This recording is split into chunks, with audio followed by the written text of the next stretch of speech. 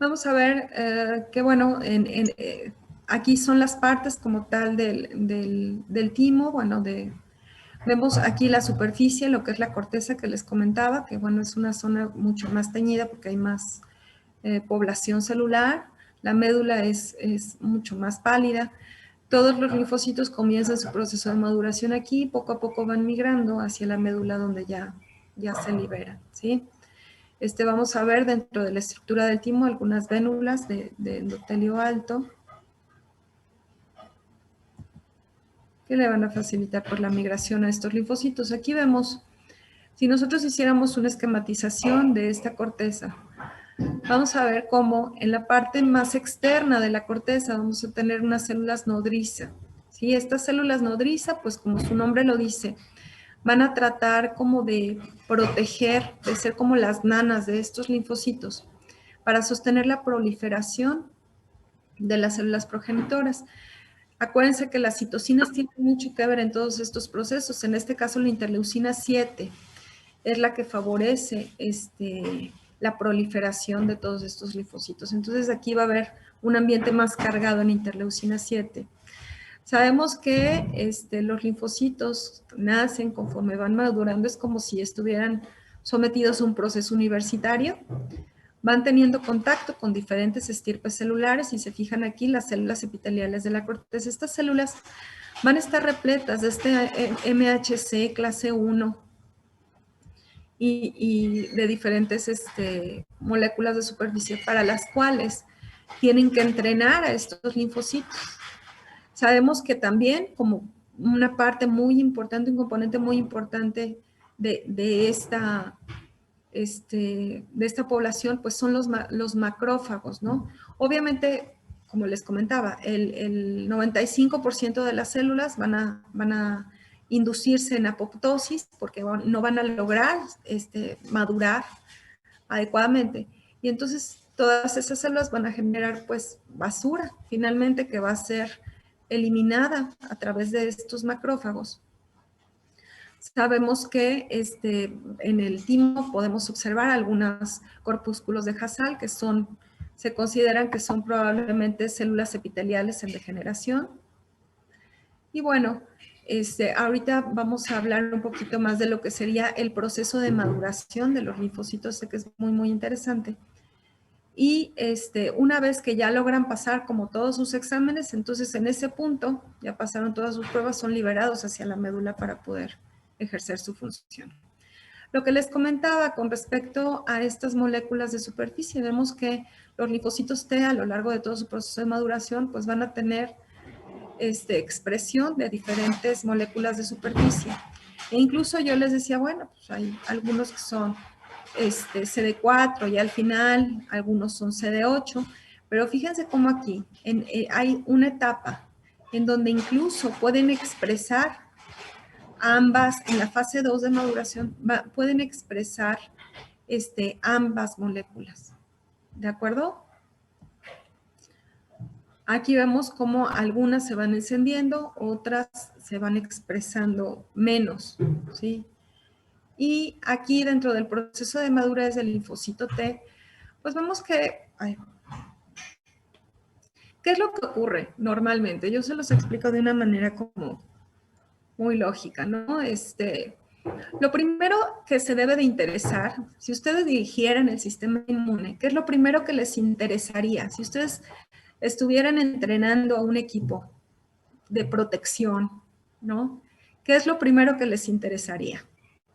Aquí, ¿qué les está diciendo la diapositiva?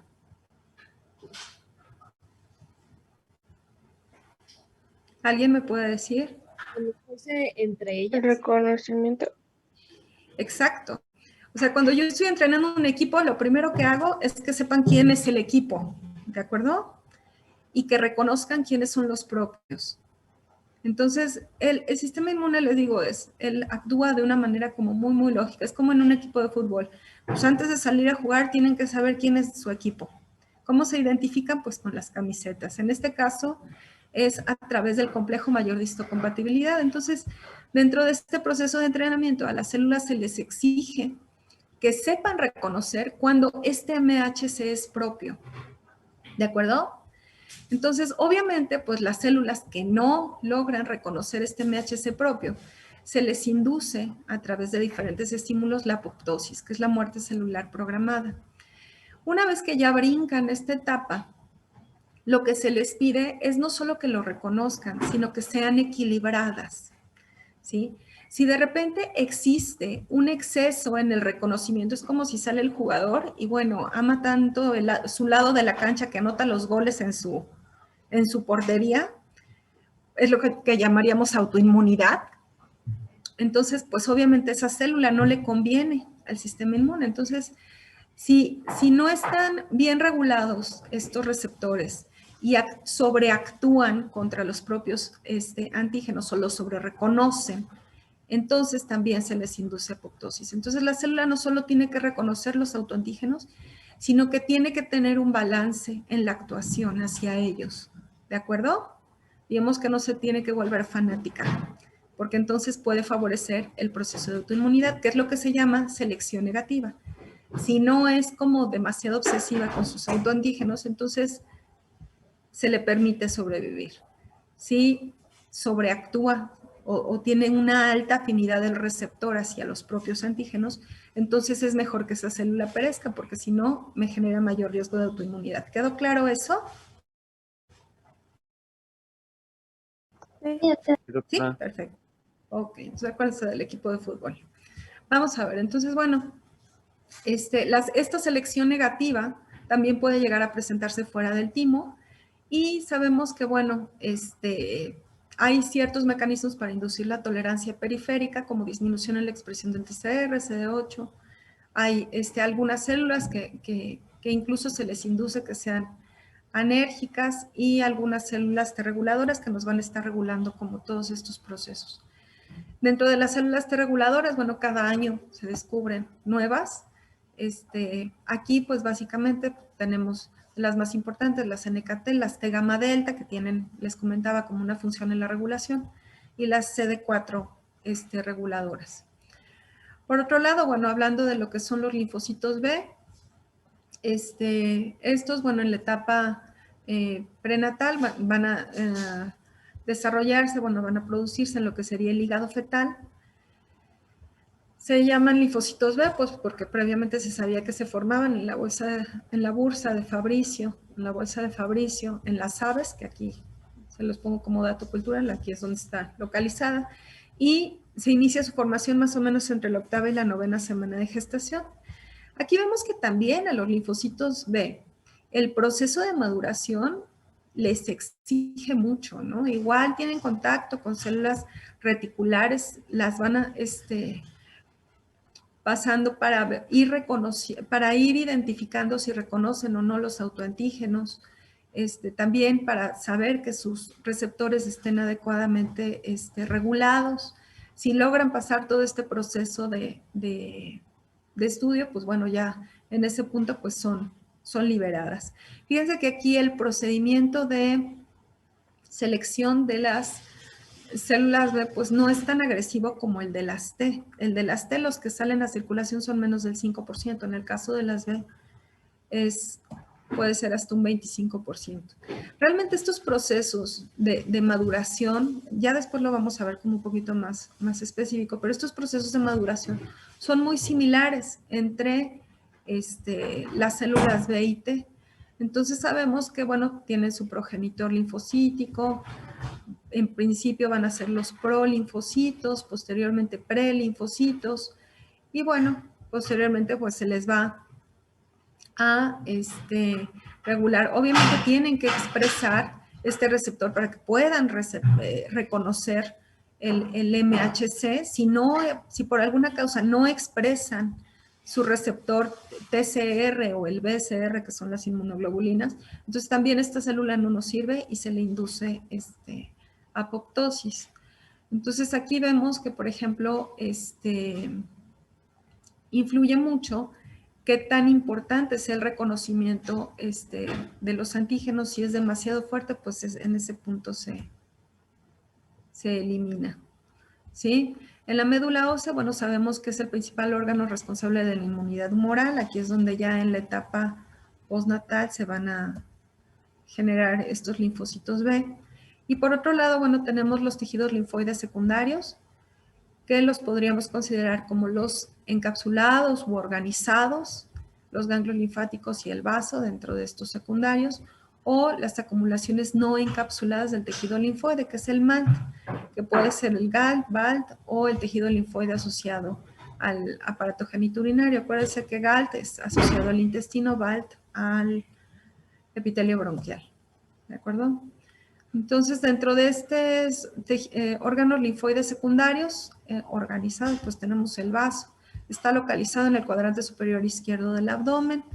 Sabemos que ahí es un sitio muy, muy importante de contacto con los antígenos circulantes. Va a tener una pulpa roja, una pulpa blanca. Y sabemos que es un sitio importantísimo de hemocatéresis. Aquí es donde se eliminan por completo todo lo que son los eritrocitos y las plaquetas que ya están senescentes, ¿no? Que ya están viejos. Aquí vamos a ver igual la formación de folículos en la pulpa blanca del vaso. Vamos a ver centros germinales que van a estar dotados de linfocitos B. Vamos a ver áreas marginales o capas linfáticas periarteriolares que van a estar en su mayoría constituidos por los linfocitos T. Y sabemos que, bueno, los linfocitos B,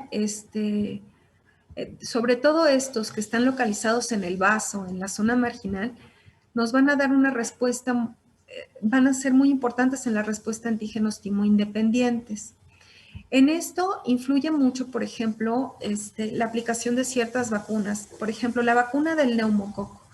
Si se fijan nosotros los pediatras así, tenemos que aplicar vacuna de neumococo a los 2, 4, 6 meses y después del año. Bueno, en México se aplica 2, 4 y después del año, que idealmente son las 4 dosis. Entonces, ¿por qué insistimos tanto? ¿Por qué son tantas vacunas contra el neumococo? Pues porque el antígeno del neumococo no es una proteína, es un polisacárido. Y el problema del polisacárido es que no es tan bueno para inducirnos una respuesta inmune. ¿Qué es lo que ocurre? Estos linfocitos B que les estoy platicando aquí, los encontramos ya en forma después de los 2 años, que es cuando ya realmente una persona nos puede montar una respuesta más adecuada contra estos polisacáridos. Entonces, como el bebé en sus 2 primeros años de la vida no tiene todavía esta parte muy, muy madura, por eso tenemos que estar insistiendo con las vacunas para tratar de que este bebé pueda de forzar la estimulación de esto para tratar de que ese bebé pueda estar protegido contra este tipo de bacterias. ¿De acuerdo? Ok, entonces, bueno, aquí vemos parte de la estructura vascular del vaso. Bueno, pues aquí finalmente vemos cómo van migrando todos estos linfocitos a través del vaso. Obviamente la estructura vascular del vaso tiene es muy, muy importante para su funcionamiento porque por ahí tiene que circular pues prácticamente toda la sangre. Entonces, para que se pueda llevar a cabo la eliminación de toda esta gran cantidad de antígenos y células senescentes. Entonces aquí vemos, bueno, el sistema linfático. Sabemos que en general nos van a filtrar los antígenos del líquido del tejido intersticial y de la linfa, y sabemos que, bueno, pues este sistema linfático va a estar dotado de múltiples ganglios a través de los cuales pues se va a llevar a cabo el contacto de los antígenos con las propias células del sistema inmune. Entonces, en todos estos ganglios linfáticos, pues bueno, vamos a ver igual estos folículos dotados con linfocitos B, periféricamente con los linfocitos T. Y bueno, vamos a ver también que existen no solo linfocitos T y B, sino también una gran cantidad de células plasmáticas, macrófagos, para favorecer el funcionamiento. Entonces, aquí vemos la estructura histológica de los ganglios linfáticos, y aquí vemos que dentro de estos ganglios linfáticos vamos a encontrar los famosos centros germinales, que es donde se va a llevar a cabo la proliferación de los linfocitos B. ¿De acuerdo? Entonces, ya cuando vemos como tal un sitio de formación de linfocitos B ya como más evidente, pues ya consideramos que se llama un folículo secundario. Aquí vemos la estructura como tal del ganglio linfático. Dependiendo la zona donde estemos, pues vamos a ver mayor población de determinadas estirpes celulares. Entonces aquí, por ejemplo, vamos a ver mayor población en la corteza de linfocitos B, en la paracorteza mayor población de linfocitos T. Y bueno, aquí vemos la estructura vascular. Vamos a ver folículos linfoides primarios, que no se ve como tal un sitio, un centro formador de linfocitos. Ya en el folículo secundario sí se alcanza a percibir como tal el núcleo, ¿no? El sitio formador de linfocitos. Vamos a ver en estos ganglios linfáticos, bueno, una gran cantidad de células interdigitantes, que bueno, van a ser células dendríticas, básicamente, para que estos linfocitos, bueno, puedan tener contacto con los antígenos para los cuales van a ser entrenados, ¿no? Entonces aquí se ven diferentes diapositivas que nos muestran esto, y bueno, aquí vemos un centro germinal, donde se ve la parte donde está la proliferación celular, y ya hacia la zona clara del centro germinal, pues ya vemos como las células, ya hay una mucho menor población, porque pues ya se eliminaron todas aquellas que no pasaron el proceso de maduración adecuadamente. Y bueno, como estas células, pues ya una vez maduras, se puede definir si se convierten, en el caso de los linfocitos B, hacia células plasmáticas productoras de anticuerpos, o bien hacia células B de memoria. Dentro del tejido linfoide asociado a mucosas, que acuérdense que es el no organizado o el difuso, tenemos pues el MAL. Básicamente lo vamos a tener localizado en lo que es la lámina propia y submucosa de los aparatos gastrointestinal, respiratorio y genitourinario. Pero a nivel gastrointestinal sí pudiéramos ver algunos nódulos como ya más organizados. Vamos a ver que en tubo digestivo, bueno, podremos encontrarlo separado a través de algunas trabéculas. En el intestino podemos ver algunos nódulos linfáticos como aislados, ¿no? Abajo del epitelio intestinal, incluso el apéndice. Se pensaba que no tenía como mayor función, pues aquí vemos sí como hay diferentes folículos de tejido linfoide aquí ubicado. Y tenemos algunas células especializadas a nivel del intestino, que son las células M. Estas células M, la característica que van a tener es que no van a tener como un glicocálix, entonces van a permitir más fácilmente la entrada de los antígenos para tener contacto con todos estos linfocitos T y B hacia la pared del intestino. Entonces aquí vemos, por ejemplo, cómo estas células M pues van a estar localizadas por encima de estas zonas con mayor cantidad de folículos, ¿no? Arriba de estas placas de Peyer.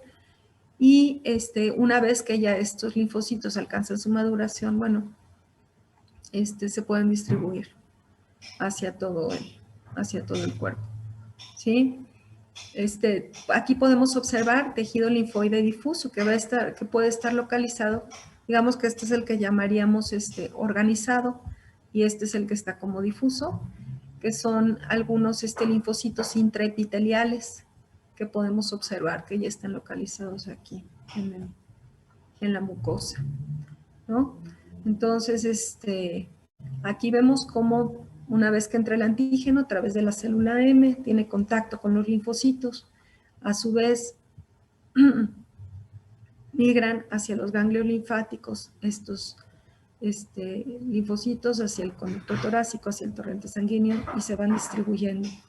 En el caso de los linfocitos B, pues para producir sobre todo a nivel de mucosas un tipo muy específico de inmunoglobulina, que es la inmunoglobulina A. ¿Tienen alguna duda? Es mucha información, pero sí lo que yo necesito es básicamente como que tengan un panorama. sí sería importante que lo leyeran para que pudiéramos avanzar lo más posible, porque sí son muy pocas clases para toda la información que se les tiene que dar. Doctora, tengo una pregunta. Esto sigue siendo el capítulo 2, ¿no? Según yo. Eso es capítulo 2, sí. Sí. Ok, gracias. ¿Sí? Doctora, Sí. ¿y las preguntas del examen vendrá de su presentación o del libro? De ambos. Ok, gracias. Sí, de nada. ¿Alguna otra duda? Bueno, pues entonces damos por terminado. Nos vemos el próximo sábado. Doctora, Sí, y que estén muy bien. Muchísimas gracias. gracias. Gracias, Perdón que le doctora. interrumpa. Gracias.